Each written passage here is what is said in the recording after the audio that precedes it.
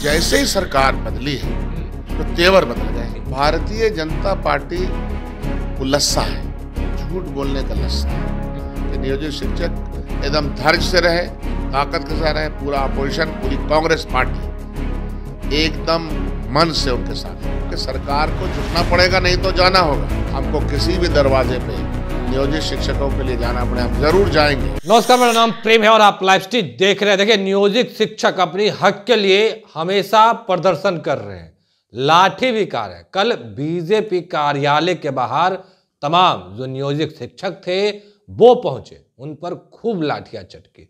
बात करने के हमारे साथ कांग्रेस के कद्दावर नेता है, विधायक दल के शकील अहमद खान। कैसे देखते हैं इन तमाम चीजों को? मैं इन तमाम चीज़ों को इस तरह देखता हूँ कि बर्बरता की प्रकाष्ठा इस सरकार ने शुरू कर दी है। कल मैं नियोजित शिक्षक संघ के और तमाम शिक्षक साथियों के पास खुद गया था गदरी बाग में, और मैंने अपनी जो तकरीर की है उस पर मैं कायम हूँ कि उनको जब तक वाजिब उनका हक नहीं मिलेगा तब तक उनके साथ सदन के अंदर और सदन के बाहर लड़ाई लड़ते रहेंगे। और इसीलिए जब सदन के अंदर आए तो फाइनेंस मिनिस्टर अपना वो पर्चा पढ़ते रहे, अपना भाषण देते रहे, और हम तमाम विपक्ष और हम लोगों ने कस करके बायकॉट किया, नारे लगाए नियोजित शिक्षक के पक्ष में, इसलिए कि बहुत ही जेन्युइन डिमांड है। और हमने कल अपनी तकरीर में ये बात कही थी कि नियोजित शिक्षक के मामले को लेकर के मैं तो जब सरकार में था तो कई बार मुख्यमंत्री को मिला और वो ऐसा लग रहा था कि एग्री कर जाएगा। पहले तो किसी बात पे एग्रीमेंट नहीं, किसी बात पे एग्रीमेंट नहीं, पैसा कहाँ से आएगा, ये कहाँ से आएगा। फिर जब उनको समझाया गया तो उन्होंने अनाउंसमेंट तक कर दिया। जैसे ही सरकार बदली है तो तेवर बदल गए हैं। तेवर बदल गए? हाँ, सरकार बदलने के साथ ही तेवर बदल गए हैं नियोजित शिक्षक को कुछ देने के मामले में।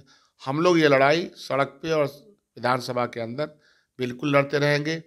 राहुल गांधी जी की यात्रा यहाँ आ रही है, उसमें भी इस प्रश्न को उठाया जाएगा। राहुल गांधी इस मुद्दे को उठाएंगे? इस प्रश्न को हम लोग खुद वहाँ मंच पे रहेंगे।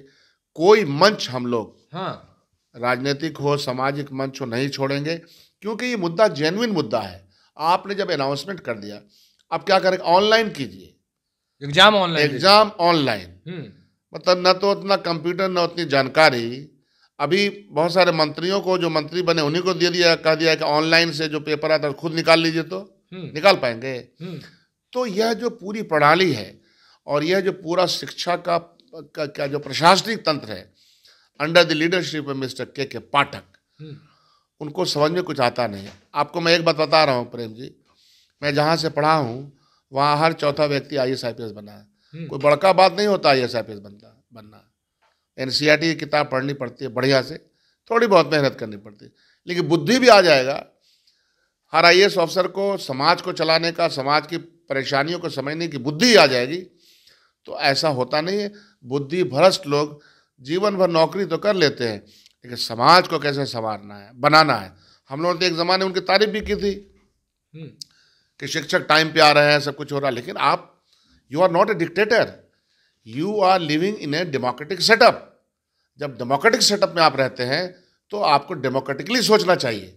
आपको अपने सोसाइटी के दाहिने बाहिने उसके जोग्राफिकल कंडीशन को समझना चाहिए। बोलते हैं कि 3 जिला टप करके जाना है।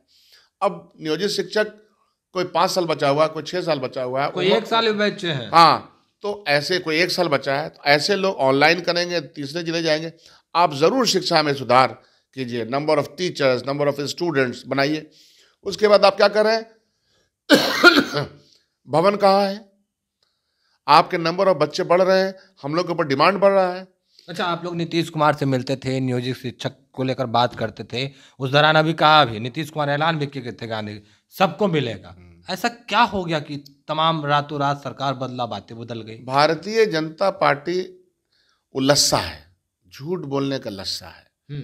झूठ बोलने का लस्सा है, फ्रेब करने का लस्सा है, और जनता के पक्ष में पैसा खर्चा नहीं हो, फाइनेंस नहीं लगे, आर्थिक स्थिति मजबूत ना किया जाए, ताकि ये बस तड़पती रहे जनता, चंद लोग उसमें मजे लेते रहे। तो भारतीय जनता पार्टी के साथ उनका यही असर होना ही था। नीतीश कुमार से आप लोगों की बात हो गई थी?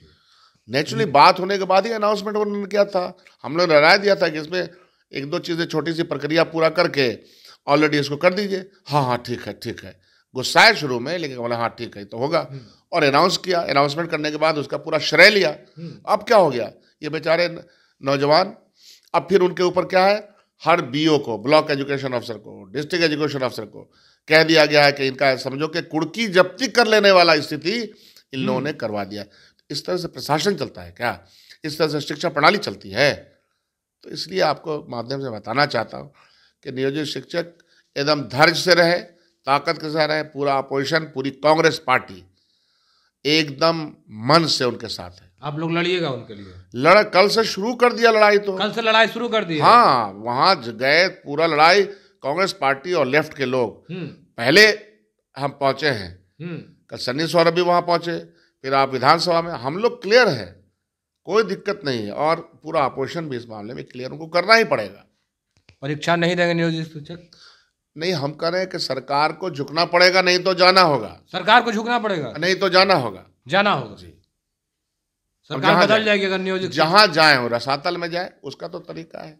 जमहूरियत में बदलने का जो तरीका है वो संभले, नहीं तो गए। चलिए एक दो सवाल और लेंगे। के पाठक कहते हैं कि 5 बार एग्जाम दे सकते हैं, पर राज्यपाल जो अभिभाषण पढ़ते हैं उसमें 3 बार है। अब किन की बात माने? एक जो शिक्षा विभाग के अपर मुख्य सचिव है उनकी बात, या फिर के पाठक की, राज्यपाल की बात? मिस्टर पाठक उठा पटक वाले दिमागी असंतुलन से गुजर रहे हैं। मैं आपको बता रहा हूँ, मैं चीज़ों को ऐसे नहीं बोल देता हूँ, उसका लॉजिक देखता हूँ कि आप अब क्या कर रहे हैं कि वो रॉबिन हुड की तरह समझते हैं कि चीज़ें एक दिन में समझ जाएंगी। ऐसे होता नहीं है। और जिस तरह की वो बात कर रहे हैं और इम्प्लीमेंट कराने की कोशिश कर रहे हैं, वो इम्प्रैक्टिकल है। और ये तो कंट्राडिक्शन आ गया राज्यपाल का और पाठक जी का। अब पाठक जी का कंट्राडिक्शन तो वाइस चांसलर के साथ आ जाता है, मंत्री के साथ आ जाता है। तो ये तो एक बहुत बड़ा झेल है ना, वो इतना बड़ा झेल हो चुके हैं कि उससे शिक्षा और शिक्षा जगत में पढ़ने पढ़ाने वाले लोग बदलेंगे क्या कि उनकी हालत खराब हो रही है। आप किसी रस्सी को इतना नहीं मरोड़िए, इतना नहीं टानिए कि वो टूट जाए। टूटने के कगार पे आप कैसे ला सकते? यही इसलिए कहते हैं कि जब वो पाठक जी को जब बुद्धि नहीं है तो दूसरा डिपार्टमेंट ले लें, कुछ और करें। यह तो बहुत ही सेंसिटिव एरिया है। नंबर ऑफ टीचर ड्यूटी पे जाएं, नंबर ऑफ बच्चे आए, ये सब अपनी जगह सही है, वो होना ही चाहिए। लेकिन उसकी इम्प्लीमेंटेशन कराने का क्या तरीका है? तोलकी फरमान से इम्प्लीमेंट होगा कि सेंटिमेंट्स, प्यार को, ज्योग्राफिकल कंडीशन को, कौन कहाँ रह रहा है। अच्छा, नियोजित शिक्षक के हित में अगर खड़े होने की बात है, क्या नीतीश कुमार के फिर आप लोग उनके पास जाइएगा, इस मुद्दे को रखिएगा, के पाठक के पास जाइएगा, कहाँ जाकर ये हम अपोजिशन में हैं। हाँ। हमको किसी भी दरवाजे पे नियोजित शिक्षकों के लिए जाना पड़े, हम जरूर जाएंगे। कहीं जाना पड़े, कहीं भी जाना होगा तो जाएंगे, क्योंकि ये मुख्यमंत्री है तो पूरे देश के मुख्यमंत्री है, फाइनेंस मिनिस्टर पूरे बिहार के हैं, फाइनेंस मिनिस्टर हैं या शिक्षा मंत्री है। जाने में कहीं कोई रोक टोक नहीं है, और जाएंगे भी जाएंगे, और जा करके अपने मुद्दे पे अडिग रहेंगे। उनको झुकाना है, झुकना ही होगा। नहीं, हम तो लॉजिक के साथ ही करना चाहते हैं। जनता अपनी आवाज़ बुलंद करती रहेगी और हम लोग आर्गूमेंट करेंगे। एग्जाम नहीं दे, नहीं, क्या जरूरत है? जो आपने फरमान जारी किया है, क्या वो प्रैक्टिकल है? मैंने तो कहा ना कि विधानसभा के अंदर बहुत सारे ऐसे लोग हैं जो ऑनलाइन कंप्यूटर नहीं जानते हैं, तो चलिए साहब उनको कोई सुविधा होती है, ऑफिशियल सुविधा हो जाती है। और जो नियोजित शिक्षक 1 साल बचा है, उम्र हो गई है, जब वो शिक्षक बने थे कंप्यूटर नाम की कोई चीज़ नहीं थी, ऐसी सूरत हाल में उसको मानसिक पीड़ा दे रहे हैं। ये मानसिक पीड़ा देने का हक किसने दिया? शिक्षा के जो ऑफिसर है मिस्टर पाठक को किसने दिया ये पीड़ा देने का काम? और क्यों दे रहे हैं? कभी बात नहीं करते हैं। जिस एटीट्यूड से आप बिहेव करें। आप कभी मिले हैं? नहीं मिलिएगा इन तमाम मुद्दे को लेकर? नहीं, उनसे क्या मिलेंगे भाई, उनसे क्या मिलेंगे? आपके माध्यम से बात चली जाएगी। उनको मिलेंगे तो कहीं धमका देते हैं, तो देखा था एक तो वीडियो, विधायक को भी धमका देंगे। कौन ठिकाना है? कौन ठिका देते हैं? डर से नहीं जाना चाहते? एक डॉक्टर साहब नेवर, जरूर क्या होता है मतलब, तो आप ही धमका देंगे? नहीं, हम कह रहे हैं कि आदत की बात है, डर किस बात का? एक ऑफिसर से एक विधायक को डर? मैं उस तरह का विधायक हूँ क्या? उनसे ज्यादा ना पढ़ा लिखा आदमी हूँ। तो उस सब में कोई दिक्कत, हम अपने असूलों पे और अपनी डिग्निटी को समझते हैं। तो इसलिए वो सब सवाल नहीं है, सवाल उनसे भी यही कहना है कि आप डिग्निफाइड तरीके से सेंसिटिविटी को समझिए, जो आप नहीं समझ पाते हैं sometime, most of the time आप समझ नहीं पाते। यही है उसके माध्यम से कहना। चलिए, शकील अहमद खान थे, तमाम सवालों के जवाब दिए। देखिए, नियोजित शिक्षक के हित में अगर सीएम साहब या फिर के पाठक या राजपाल से जहां मुलाकात करने का मौका मिलेगा वहां मिलेंगे और उनकी लड़ाई लड़ेंगे। फिलहाल कितना ही, बने रहे लाइव के साथ। धन्यवाद।